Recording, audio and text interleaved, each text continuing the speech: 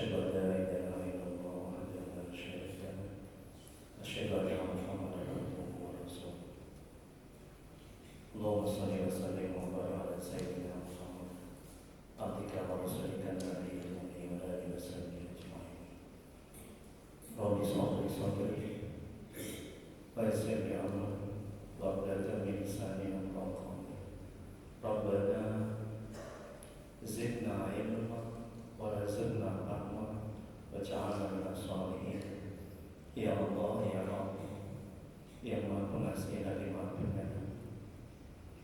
Ampuni ya Allah dosa kedua orang tua kami. Ampuni ya Allah dosa kami ya Allah. Ya Allah, mudahkan kami mencari ilmu, mudahkan kami mempelajari ilmu, mudahkan kami ya Allah memahami ilmu dan mengamalkannya ya Allah. Ya Allah, berkahi majelis ini, berkahi ya Allah rumah kami ya Allah. Amin ya rabbal alamin. Mari kita mulai kajian tasawuf manajemen hati. Kita lanjutkan dengan bacaan umum kita. Adapun pahalanya kita adakan dengan Muhammad SAW dan sahabat-sahabatnya. Kemudian untuk para tabi'in, untuk Syekh Muhammad Al-Jailani, untuk Syekh Imam Ibnu Athaillah Sakandari, untuk guru-guru kita, kedua orang tua kita, serta untuk kaum muslimin dan muslimat pada umumnya, dan untuk niat kita masing-masing. Al-Fatihah. A'udzu billahi minasyaitonir rajim. Bismillahirrahmanirrahim. Alhamdulillahi rabbil alamin. Ar-Rahmanir Rahim. Maliki yaumiddin. Iyyaka na'budu wa iyyaka nasta'in. Ihdinas siratal mustaqim. Siratal ladzina an'amta 'alaihim ghairil maghdubi 'alaihim waladdallin. Amin. Ilahi anta maqsudi wa ridhaka ma'budi. Ya Allah, Engkau yang kami tuju, ridwan yang kami cari. Bapak Ibu jemaah yang dirahmati oleh Allah Subhanahu wa taala. Baik, ini ada materi hikmah yang ketiga yang lalu. Ada yang belum dapat. Ini ada beberapa. Silakan bisa diambil di sini. Hikmah yang ketiga udah ada. Kalau ada yang belum ada bisa diambil ya. Yang lalu nih ya. Hikmah yang ketiga.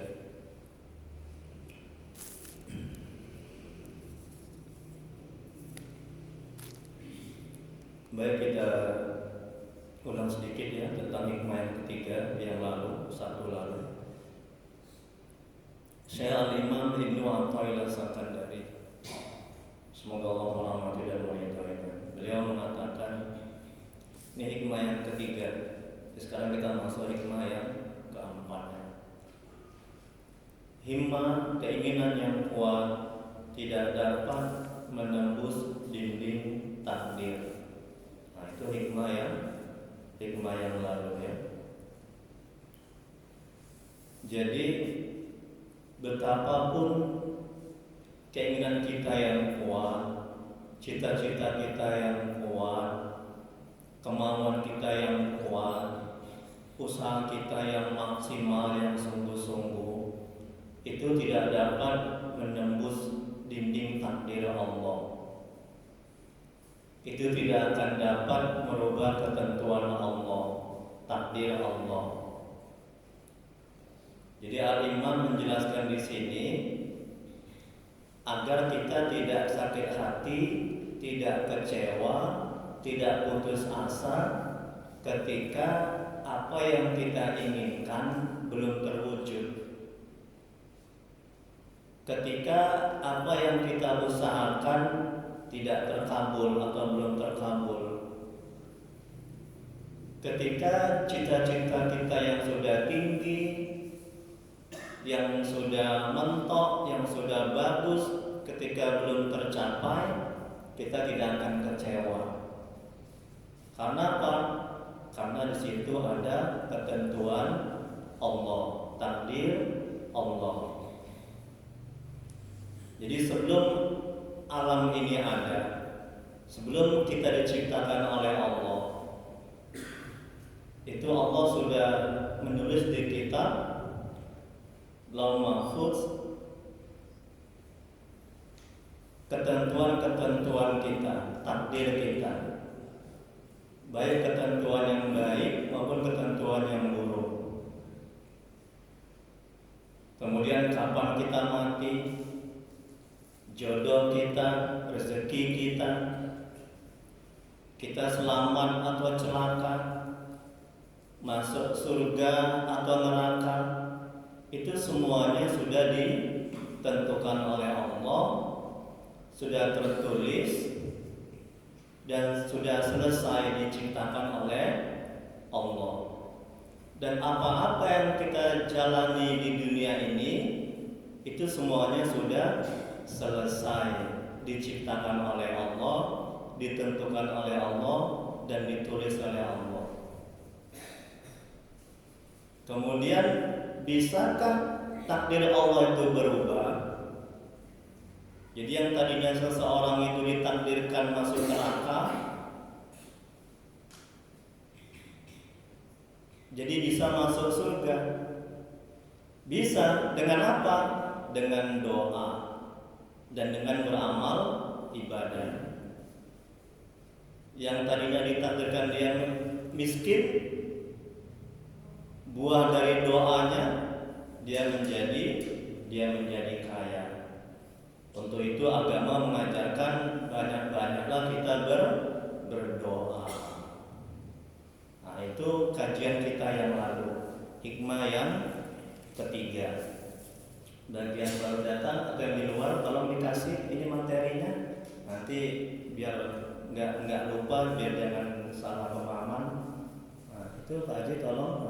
Bagi yang di luar juga tolong kasih materinya. Karena ilmu mesti dicatat. Nah, makanya saya kasih ini, saya wakaf ilmu. Nanti kalau saya mati, terus pahalanya ngalir ke saya, ya. Nah, kalau nggak dicatat begini, hilang ilmu itu, ya. Nah, jadi jangan pelit sama ilmu. Yang di luar sudah Pak Haji dapat materinya, alhamdulillah. Bagian lalu tidak dapat, nah ini saya ada nih. Hikmah yang ketiga nanti bisa diambil, ya. Kemarin juga saya mengisi di Masjid Istiqomah arah ke Berayan sana itu. Alhamdulillah jemaahnya juga banyak. Ya begitu juga saya kasih seperti ini materinya, ya mereka senang bahagia. Jadi di rumah nanti bisa dibaca lagi, bisa ingat, bisa diamalkan agar tidak lupa, ya.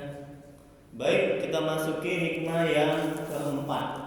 Lihat sama-sama materinya tolong, ya Bapak Ibu. Syekh Al-Imam Ibnu Athaillah Sakandari, semoga Allah merahmati dan meridhoinya.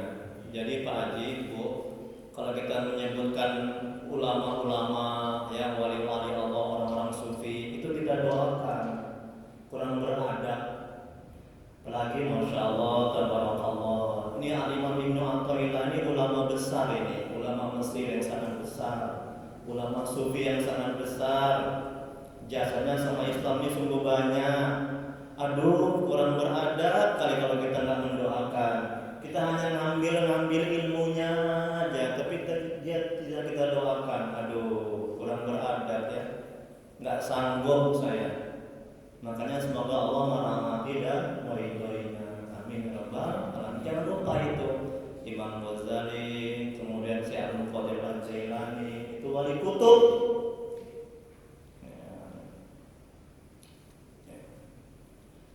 Oke, hikmah yang keempat, Syekh Imam Ibnu Athaillah Sakandari, semoga Allah merahmati dan meridhoinya.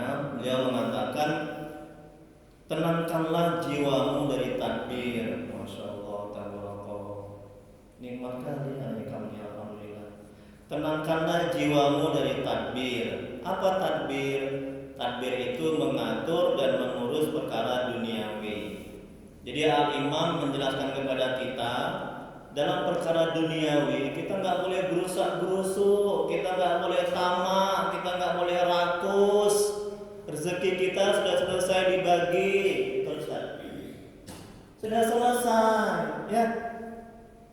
Sebelum alam ini ada, sebelum kita diciptakan, itu sudah selesai rezeki kita dibagi. Jangan tamak, jangan rakus, jangan hati atau pikiran terfokus kepada rezeki. Jangan. Itu bukan tujuan kita. Tujuan kita akhirat. Barang siapa yang mencari akhirat, dunia dapat, betul. Barang siapa yang mencari dunia, jangan harap akhirat dapat. Barang siapa yang menanam padi, rumput tumbuh, betul Pak Haji. Barang siapa menanam rumput, jangan harap padi akan tumbuh. Ya Bu ya. Jangan tamak, jangan rakus sama dunia ini. Itu bukan tujuan kita. Ini kata Imam, tenangkanlah hatimu, jiwamu dari tadbir. Tadbir itu mengurus dan mengatur dan mengurus perkara duniawi. Tengok ketika kita di perut ibu kita, ada nggak kita mencari? Tidak ada, tapi masuk itu makanan, betul Bu? Ketika kita dilahirkan, bisa nggak kita mencari? Nggak bisa, tapi hidup kita. Maaf, tengok tuh orang gila itu, akalnya itu sudah nggak berfungsi. Mati atau hidup dia? Hidup dia kan? Tengok ini cecak ini Bu, Pak. Cecak itu, ini untuk mendekati paham. Cecak itu, dia makanannya bisa terbang, nyamuk. Tapi tengok kebesaran Allah itu. Dihadapkan nyamuk itu ke muncul cecak, hidup dia sampai sekarang. Itu artinya apa? Itu artinya rezeki sudah dibagi, sudah selesai. Jangan tamak, jangan rakus dalam mencari rezeki. Nggak akan ketukar rezeki kita. Apa yang kita dapatkan, apa yang jatah kita, pasti untuk kita. Apa yang bukan jatah kita, pasti bukan untuk kita. Masya Allah, enak, tenang, ya. Karena apa yang telah diatur dan diurus oleh Allah, tengok itu. Janganlah kamu turut mengatur dan mengurusnya. Jadi Allah sudah mengatur rezeki itu, sudah selesai dibagikan. Kita jangan mengurus, kita bukan mencari rezeki.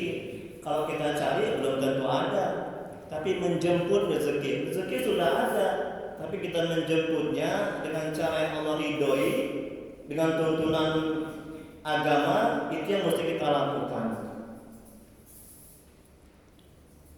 Ya, Bu, paham Bu? Oh Bu, paham Bu? Alhamdulillah, tabarakallah. Kemarin ada jemaah sini yang datang ke rumah meruqyah.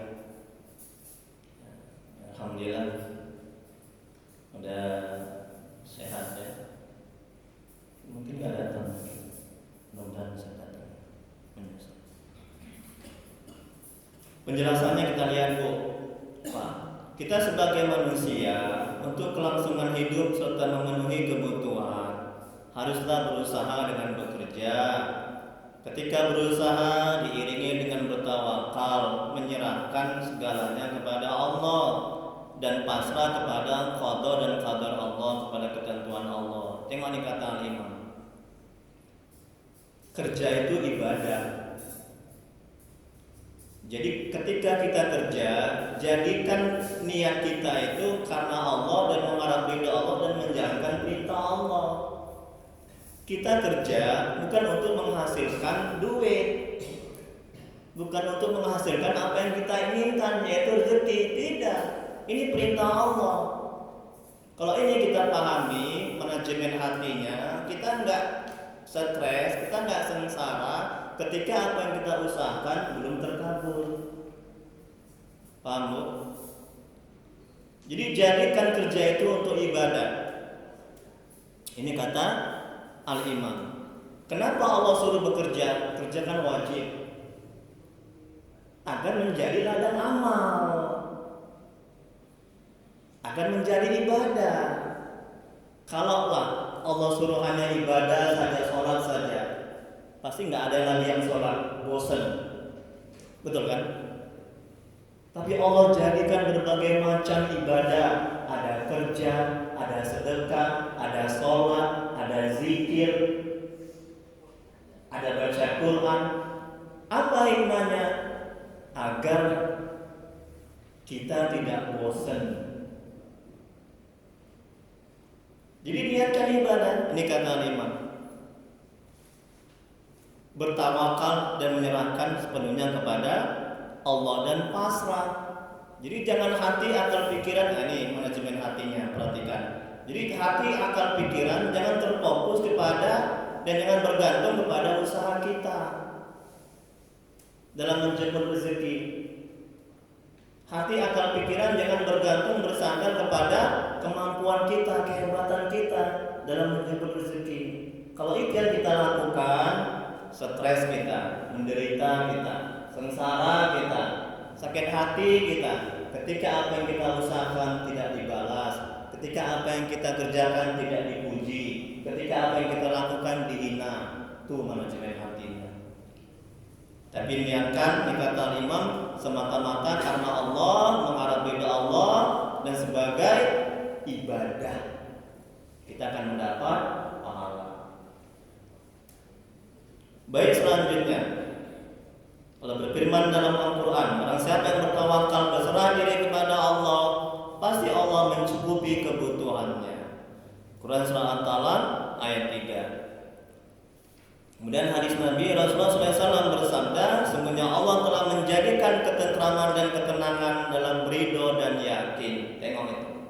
Kalau kita berusaha tamak, rakus, hati akal pikiran terfokus sama kerjaan kita, sama usaha kita, demi Allah kita akan menderita sengsara.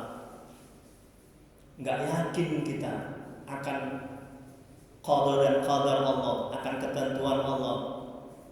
Enggak memahami kita, enggak ngerti kita bahwa rezeki kita itu sudah selesai dibagikan, sudah selesai dikasih sebelum alam ini ada, sebelum kita diciptakan.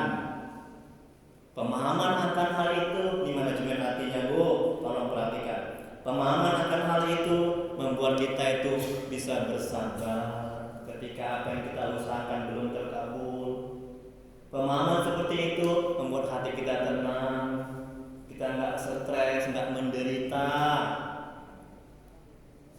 Berapa banyak Ustaz, Masya Allah, yang tanya, yang curhat, ya. Stres aku Ustaz, suamiku nggak kerja, ya.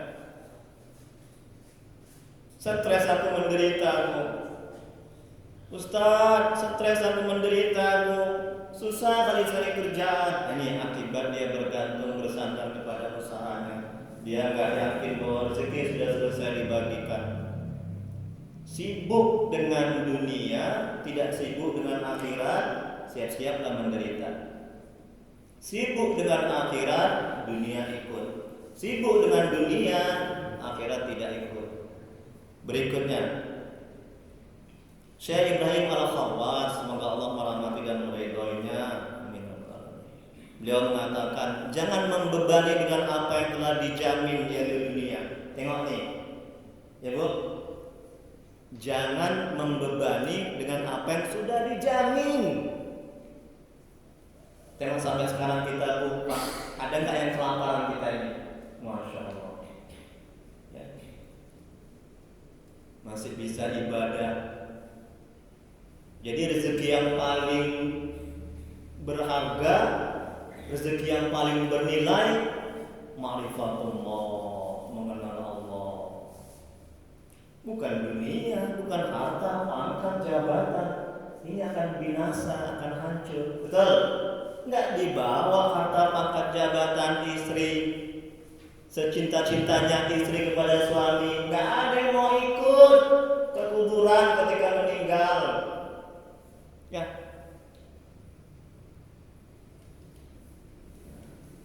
Ma'rifatullah, itulah karunia yang terbesar, mengenal Allah.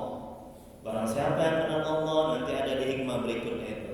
Barang siapa yang mengenal Allah, maka dia akan mendapatkan surga di dunia dan tidak menginginkan surga di akhirat. Apa surga di dunia? Ketenangan hati, ketentraman batin, kenikmatan dalam beramal ibadah, kenikmatan, kelezatan. Dia tidak akan merasakan capek. Kalau sudah nikmat, buah dari hati yang bersih. Berikutnya, ini kata Syekh Ibrahim Al-Khawas, jangan membebani dengan apa yang telah dijamin, yaitu dunia. Dunia sudah dijamin, sudah selesai dibagikan rezeki kita, ya. Dan jangan menyia-nyiakan apa yang diminta akhirat. Allah bukan meminta dunia, Allah meminta akhirat. Artinya Allah berfirman dalam Al-Quran, tidak dijadikan jin dan manusia kecuali untuk beribadah, bukan untuk mencari dunia, betul? Bukan untuk cari rezeki, betul? Ini menandakan, ini menunjukkan jangan kita tamak, rakus, gerusak-gerusuk dalam menjemput rezeki di dunia. Itu sudah dibagi, sudah selesai. Apa yang Allah minta, kita beribadah, kita mengabdi kepada Allah. Itu yang Allah tuntut dari kita. Kemudian berikutnya, tadbir yang diperintahkan adalah merencanakan kewajiban-kewajiban yang dibebankan dan ketaatan yang dianjurkan. Itu yang diperintahkan, ya. Mengatur, mengurus tentang kewajiban-kewajiban. Bagaimana supaya kita bisa bagus sholatnya, bagaimana supaya bisa khusyuk, bagaimana supaya hati ini bisa bersih. Itu yang diperintahkan, itu yang mesti diurus, itu yang mesti diatur, itu yang mesti difokuskan. Bukan bagaimana supaya menumpuk harta sebanyak-banyaknya, bukan bagaimana supaya bisnis itu bisa goal, bisa besar bisnis itu, usaha itu bisa besar. Ya, ini mengatur dan mengurus. Yang diperintahkan adalah merencanakan kewajiban-kewajiban diri yang dibebankan dan ketaatan yang dianjurkan, disertai penyerahan kehendak dan melihat ketentuan kudrah. Itulah niat yang bagus. Jadi kita perbaiki, kita rencanakan bagaimana supaya hafalan kita banyak, supaya bagus pengucapan kita dalam ibadah, supaya bersih hati kita. Itu pengaturan yang bagus. Kemudian kita berserah tawakal kepada Allah. Bukan pengaturan mengenai bisnis, tamak, rakus, mengumpulkan harta. Bukan itu yang disuruh. Kemudian berikutnya, perencanaan yang dibolehkan adalah perencanaan itu hanya lewat dalam hati, tidak menetap di hati. Seperti layaknya hembusan angin masuk dari bagian kanan dan keluar dari bagian kiri. Itu dia perencanaan yang dibolehkan. Jadi tidak menetap. Kalau kita pun merencanakan apa misalnya? Merencanakan supaya minggu depan kita bisa beramal ibadah di Masjidil Haram misalnya tahun depan. Jadi tidak menetap di hati. Terus kita ingat-ingat perencanaan itu sehingga kita lalai ingat kepada Allah, itu nggak baik.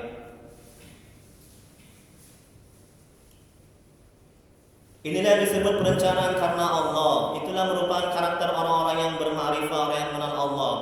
Ciri perencanaan karena Allah adalah ketika ketentuan takdir menampilkan yang sebaliknya dari perencanaan, maka dia tidak menjadi ciut atau bimbang. Ini ciri-ciri perencanaan, pengaturan karena Allah. Ketika apa yang sudah direncanakan itu tidak terjadi, dia tidak stres, dia tidak menderita, dia tidak kecil hati. Oh, aku tahun depan mau naik haji, tiba-tiba COVID, kan perencanaan itu kan, ya kan? Nah, itu yang diperintahkan, itu yang disuruh, itu yang dianjurkan. Udah? Ya, tidak menetap di hati perencanaan itu. Sehingga tidak membuat kita lalai dari zikir kepada Allah, tidak terganggu amal ibadah kita, kerjaan kita. Ya. Kemudian ketika tahun depan itu gagal berangkat, kita nggak kecil hati, kita nggak kecewa, kita nggak sakit hati. Itu perencanaan yang diridhoi oleh Allah Subhanahu wa taala. Perencanaan karena Allah. Ya. Tidak menjadi ciut dan bimbang, tidak kecil hati. Kemudian berikutnya, ketahuilah bahwa segala perkara pasti dicela dan dipuji karena akibatnya. Maka perencanaan tercela adalah perencanaan yang melalaikanmu dari Allah. Tengok nih kata Imam. Kita mau bisnis, ya nggak apa-apa bisnis, ya kerja. Tapi ingat, niatkan karena Allah, mengharap ridha Allah dan menjalankan perintah Allah. Jadi amal ibadah. Kalau enggak sia-sia, hanya dapat capek dan dapat uang, nggak ada artinya. Ya. Agama tidak melarang berbisnis. Udah? Kemudian kata Imam, perencanaan yang bagus yang tidak tercela tidak lalai kepada Allah. Jadi kita kaitkan kepada Allah dalam bisnis itu.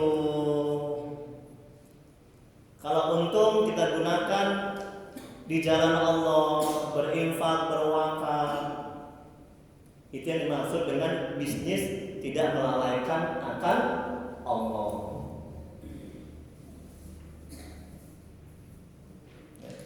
Terus dalam berbisnis kita terus ingat kepada Allah, bahwa kita bisa berbisnis ini karena karunia Allah, karena rahmat Allah. Harta yang kita dapat ini punya Allah, titipan Allah, betul. Kalau kita sadar akan hal itu, di manajemen hatinya, sehingga kita akan tergerak hati untuk membelanjakan harta yang pada hakikatnya bukan punya kita di jalan Allah. Itu dia. Ini tadi kata Imam, perencanaan yang tidak melalaikanmu dari Allah.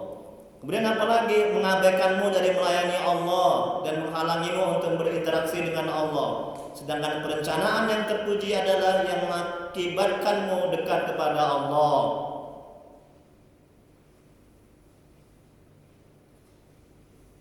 Dan menyampaikanmu kepada keridhaan Allah. Inilah perencanaan yang terpuji, yang menyebabkanmu dekat kepada Allah, yang menyebabkanmu mengenal Allah. Apapun itu perencanaan. Ya, rencana apa lagi contohnya? Ya, rencana ingin bersedekah, ya. Kemudian membuat kita dekat kepada Allah, mengenal Allah, buah dari sedekah itu. Ini yang terpuji. Kalau nggak begitu, tidak terpuji, tidak baik perencanaan itu. Ya. Kemudian berikutnya, tadbir, mengatur dan mengurus perkara duniawi yang tidak baik adalah merencanakan sesuatu yang bersifat memutuskan tanpa tawakal dan menyerah diri kepada Allah. Ini yang tidak baik. Oh, aku minggu depan mau ke masjid. Memastikan dia bisa ke masjid. Dia tidak mengatakan insya Allah atas izin Allah, atas bantuan dan pertolongan Allah. Dia tidak mengatakan seperti itu tidak baik. Pasti dia bisa datang. Itu tidak baik. Ini kata Imam. Ya, dia tidak pasrah tawakal kepada Allah, berserah kepada Allah. Ya. Tetapi apabila takbir itu disertai dengan tawakal dan penyerahan kepada Allah, maka tidak apa-apa, bahkan dianjurkan dalam Islam. Ya. Jadi kalau perencanaan itu disertai dengan tawakal kepada Allah, berserah kepada Allah, ya.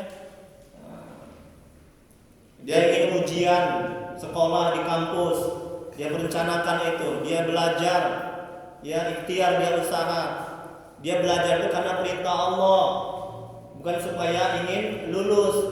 Kalau dia belajar ingin lulus, ketika dia tidak lulus, di manajemen hatinya.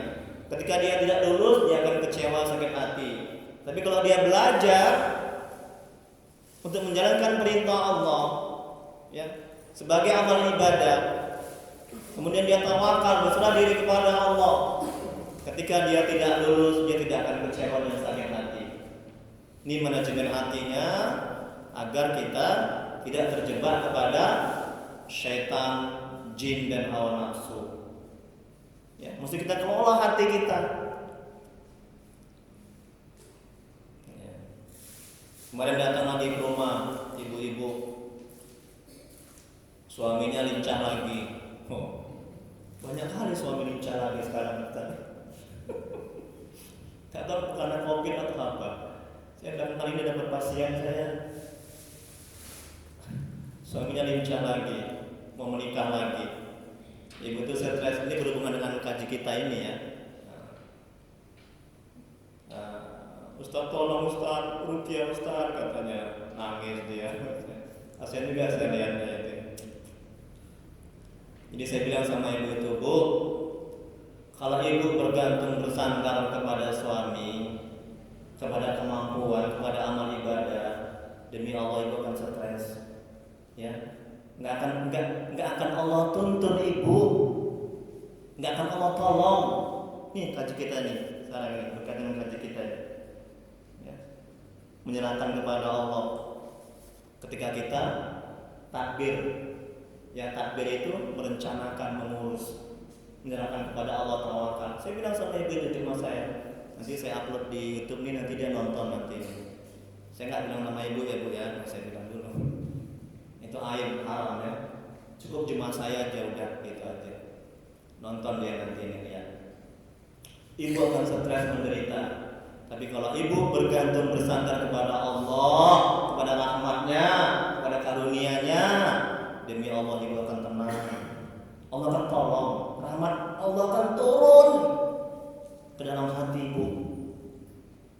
Iya Ustaz, ya iyalah. Tenang ya. Kemudian diruqyah nangis-nangis ya. Ya, mudah-mudahan suaminya enggak lincah lagi. Amin ya rabbal alamin. Alhamdulillah, terima kasih Pak Haji, semoga Allah dimasukin. Kalau kita dikasih kita balas dengan doa. Sekalian saya berikan ilmu. Karena saya nggak bisa beli ini untuk gantinya. Oke. Ada yang di Papua, itu juga begitu, dia transmigrasi.